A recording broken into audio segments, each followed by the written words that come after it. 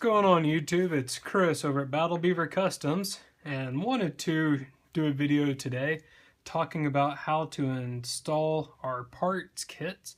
So our colored parts kits look something like this on an Xbox One controller. We've done this video in the past. The main reason we're doing this is Microsoft has made a revision on some of their plastics, and our parts now do require another level of adjusting. I'm going to go ahead and just point that out, just so we don't have any, upset customers that could come. So we have an old internal and the new controller itself. So first off, we're going to take it apart. If you've seen this, we've done this 100 times before. You take off your side caps. We sell a tool to make that a lot easier. Take the back off. If you want to, let's say you're going to GameStop and you're wanting to buy a used controller.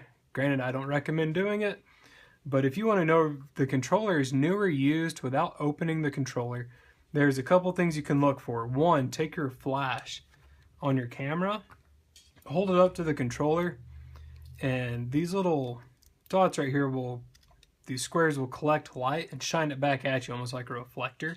It's one way of knowing. The second way is if you open the controller and look in the back, you'll see this. This is your home button surround.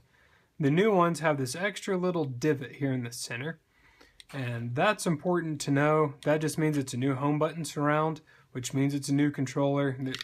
The model number is also different, so the 1337 is now 1537, but that's a surefire way of knowing if the sticker's missing, or they may have had the rear shell printed before they put the sticker on.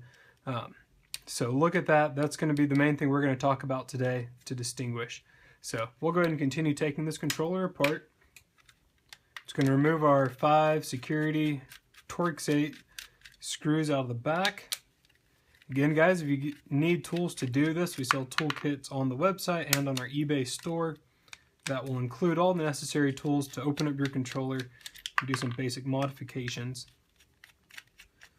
So take these 5 screws out, and then we'll go ahead and lift off our faceplate. And here's going to be the immediate difference. So if you just bought a parts kit from us and you're going to install it, this is what you need to pay attention to. This is an older, I call this the mid plate. I don't know the technical term for it, but this has the older home button surround. So if you notice, you have the 2 orange flimsy flaps here. The new one jumps to these solid pieces here that are built into the home button surround. So if you do see that, that means you have a new controller. So anything that shipped with the Assassin's Creed's bundle or newer, you're going to see this. The main difference is going to be this hole size right here on your bumper.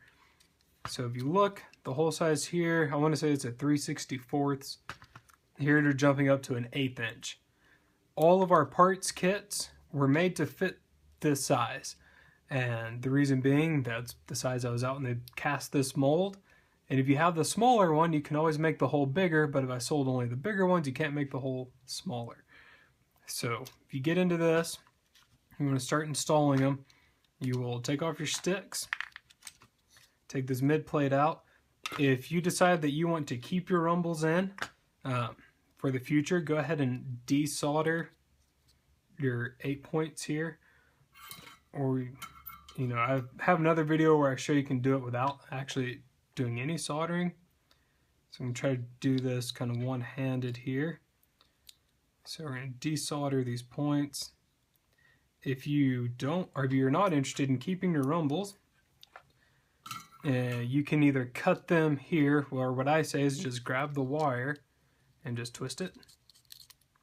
That'll just break the wire right there at the solder joint. Don't pull really hard, just twist. And I mean, that leaves almost an identical thing. So take your rumbles out, depending if you're going to put them back in or not. And then you have your 2 T6 screws. Pop those. And this will pull out your main board. This is a board that has most of the important components on it. One thing to be aware of, when you go to pull this board out, you have the set of electronics right here. Be careful of those. Being left-handed, I usually grab on this side. My right-handed people like to grab right there, and their fingernail will actually pull those off. So I recommend grabbing the board where you're not scraping your fingernails to that top side, and then just pop that right out. That's how that comes out. You have your inside portion here. So let's go ahead and remove the rest of these T6 screws.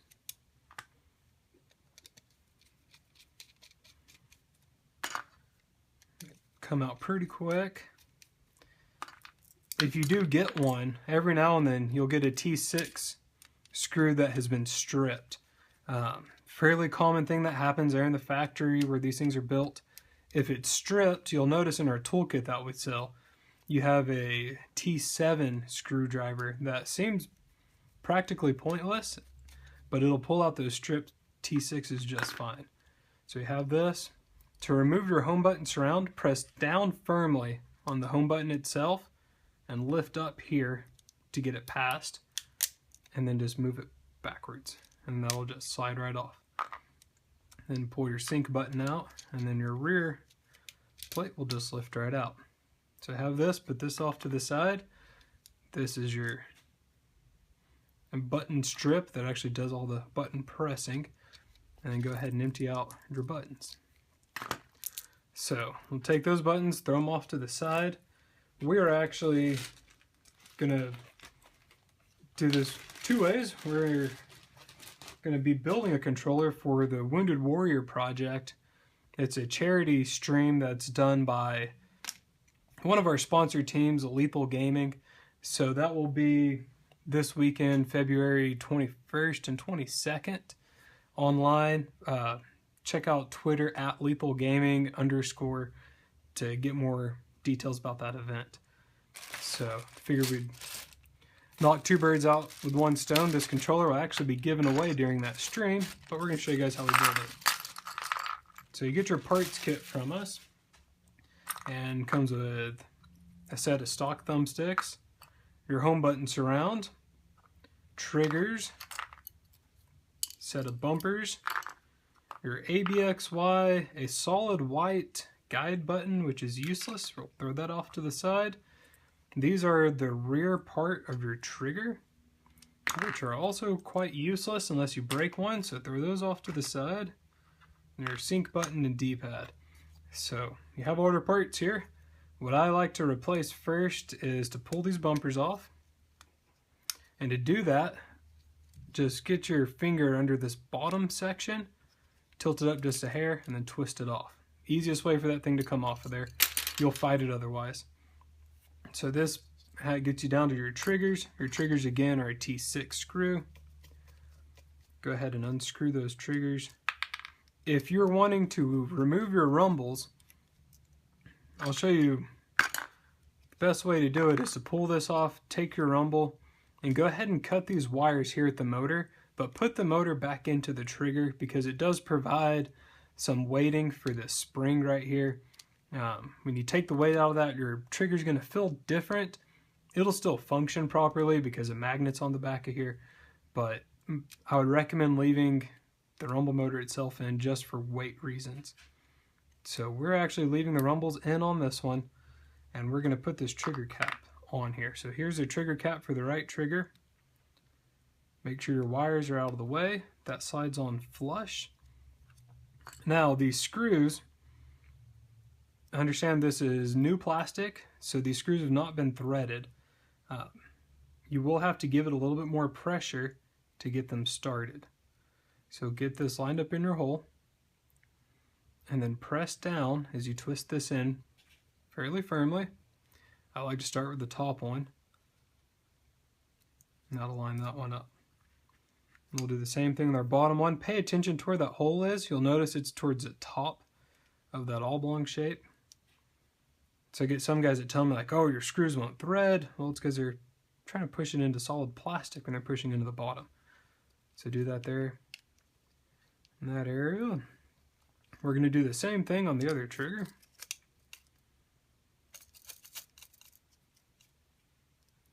And don't discard your triggers just yet. We're going to show you something to use off of them that's fairly important if you want to maintain that stock function and feeling.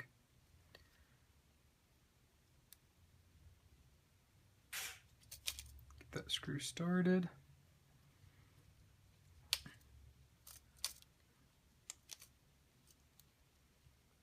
And just want to make sure these stay flush the whole time. Every now and then they'll try to get out of line a little bit.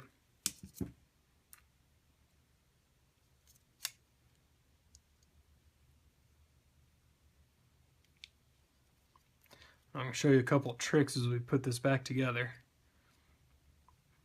So we have our triggers on. And you'll notice there is kind of this wing that comes off the side of the trigger. That is the part that contacts this portion of your shell, the rear shell. That's your return. So if you notice on your trigger, when you let go of it and it springs back, it has a pretty soft bump to it. Well, that's because Microsoft puts a small bit of foam here on your triggers. So what I would recommend doing is taking and pulling this little piece of foam off of here. You can get an X-Acto knife and just cut it down at the bottom and tilt that up and pull that right off. Or if you want, you can always buy craft foam and use it to put it in. You'll want to take just a dot of super glue to install this. So what I recommend doing is taking super glue and actually putting it on something. So we will normally have my full bench out here. We're just going to use this little block of plastic. But actually put your super glue onto something flat, and then you can go ahead and use a toothpick to go in and be able to put just a small amount of glue on the back of that pad. Main reason being, you don't want too much glue on there. It just needs to be enough to hold it in place.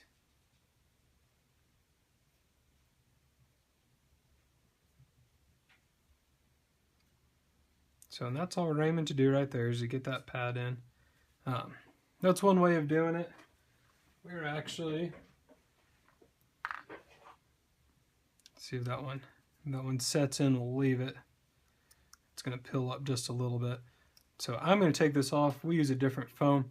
Another thing you can do is, a lot of these triggers have like a gloss clear sprayed over them. If you take an X-Acto knife and run your blade side to side,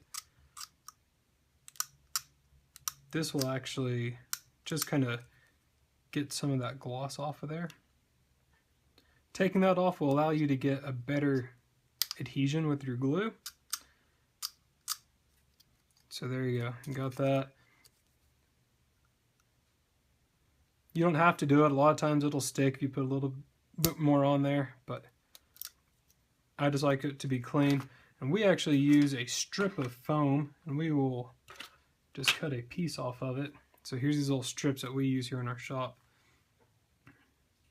And the main reason is, sometimes when you go to pull them off your stock ones, they may rip or something. So you can get that. It's in the craft aisle. Most craft stores, really inexpensive stuff. Nothing high-tech here, nothing specialty. So I actually like to grab it, dip it in the glue, and then just place it right in there. Oh, I'm having trouble today. Not used to working with my hands this far out in front of me. All right.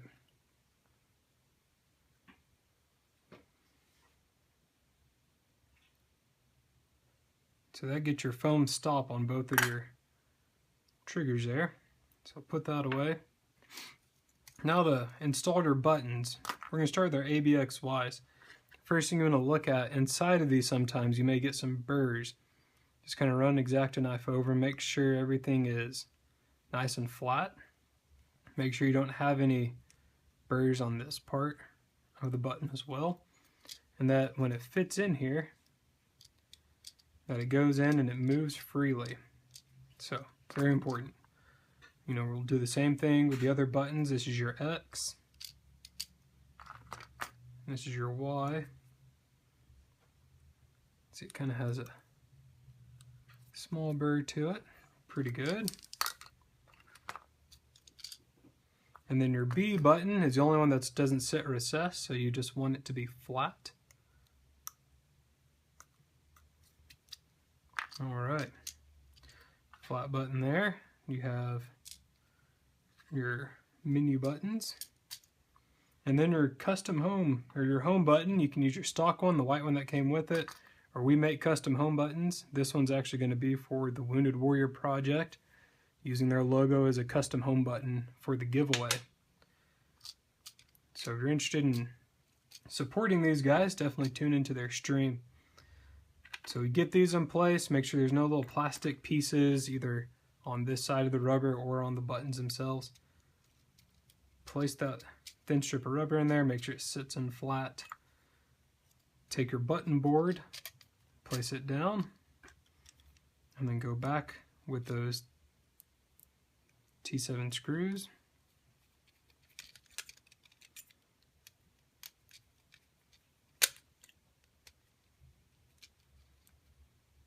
Pretty simple stuff.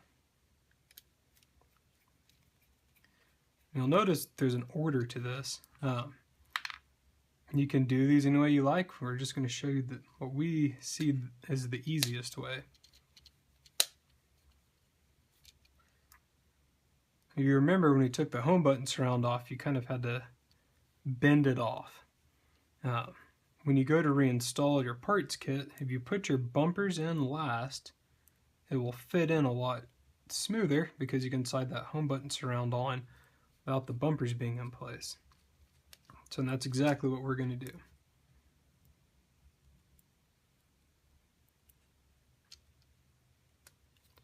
Alright, so we got those in. Now we're going to take and put our sync button in. The sync button will traditionally have a burr right here from an injection point. So you want to take and cut that little burr off. Press that in, make sure it works. Take your home button surround, and that will snap right down. Now, the reason we're doing this, when we talked about the bumpers, these new pins here at the top are an 1/8 inch, where these are a lot smaller. So we need to drill these out to an 1/8 inch hole. What I recommend using is obviously an 1/8 inch drill bit. If you're buying a chrome plated shell from us, I would recommend not putting this in a drill and trying to do it by hand. The plastic is very soft. You can actually sit here and drill this out by hand. If you don't want to hurt your hands, you could probably hold it with a pair of pliers and just take this and drill it straight through. There's not a lot that you're drilling out there to get to an 1/8 inch. The other thing you can do is just take an X-Acto knife and try to round it out. With the X-Acto knife, there may be some trial and error as far as getting the size right. You know, basically just you go until the back of that 1/8 inch drill bit would fit. I like the roundness of using a drill bit, so if you have access to one, definitely go that route. So we're just going to go in and do that. But again, guys, if you chuck this thing into a power drill, you do run the chance of cracking that really thin piece of plastic. So go slow if you choose that route. So you have your bumper. You'll also notice sometimes here, this is a part that contacts your bumper switches. I like to just smooth those out and make this a flat landing. So again, just kind of taking the shine off of it. And you'll just take this, hold your trigger down, slide the bumper into place here, make sure it's in front of the switch, and that should snap right on. Pretty good click. So we'll leave that one. We'll do the same thing to the left bumper. Kind of smooth these corners. Clean that up.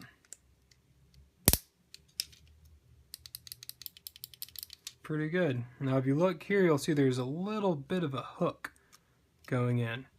If you like, you can take your X-Acto knife and just run it down. Just take a small shaving off of there. and that'll flatten that landing out. If it's not clicking just right, that may be your issue. So get that far, you go one step further and put your board back in the controller. Push straight down on top of both of the connectors. And then this screws in with 2 more of your T6 screws.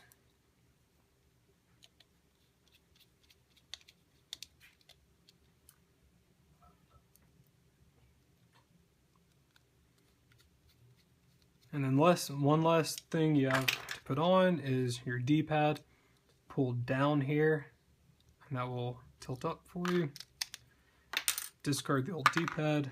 The new one, you'll notice you have your 4 points. The tallest point is your up. So make sure the tallest one faces up. The side of your spring with the holes hooks on up here and drops down. That gives you a functional D-pad. So there you have it. That's how to install the entire parts kit. From here, if you're putting your rumbles back in and you forgot which one's left and which one's right, the one with the bigger rumble is always the one for your left hand. So it would go in here. The smaller one will go here on the right. We're going to go back and do increased thumbstick tension on this controller for the giveaway. Probably drop a couple rear buttons in it. Want to give something nice away. So that's how we do our parts kits by Beaver Customs. If you have any questions, reach out to us on social media. We have our Twitter at BattleBeaverC, Facebook, facebook.com/BattleBeaverCustoms, or sales@BattleBeaverCustoms.com for an email. And until next time, guys, it's Chris with Battle Beaver.